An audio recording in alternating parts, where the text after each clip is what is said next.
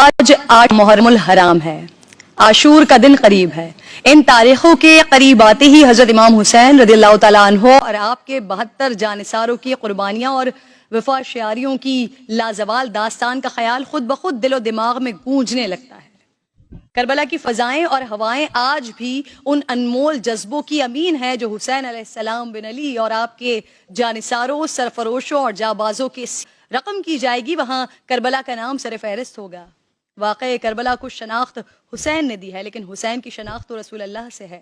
حسین وہ ہیں جو نواسہ رسول، جگر گوشہ بطول، رسول اللہ کی آنکھوں کے نور، صحابہ کرام کے دلوں کے سرور، سردار نوجوانان جنت، شہسوار دوش رسول، حیدر کرار کے لخت جگر، فاطمہ کے نور نظر، استقامت کے جبل احد، استقلال کے نیر تابہ، بلندیوں کے منتہا شبیہ مصطفیٰ ہے۔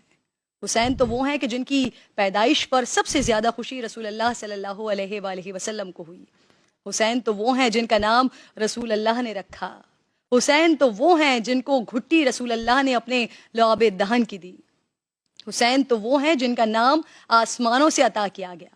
حسین وہ ہیں کہ آج سے پہلے کائنات میں کسی کا نام حسین نہیں تھا۔ حسین وہ ہیں جنہوں نے 25 حج پیدل ادا فرمائے۔ حسین وہ ہیں جو رات کو نوافل میں کھڑے ہوتے تو پہلی ہی رکعت میں آذان فجر کا وقت ہو جاتا۔ حسین وہ ہیں جن سے صحابہ کرام اپنے لیے دعائیں کرواتے۔ حسین وہ ہیں کہ عشق الہی میں اس قدر آہوزاری کرتے کہ چہرہ انور پر آنسوؤں سے لکیریں بن گئی تھیں۔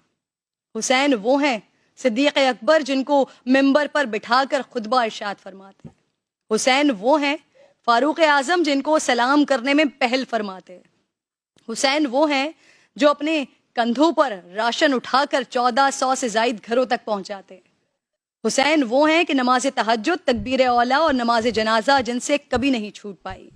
حسین وہ ہیں جو مسکراتے تو حضرت عثمان فرماتے کہ جنت میں بہار آ گئی ہے۔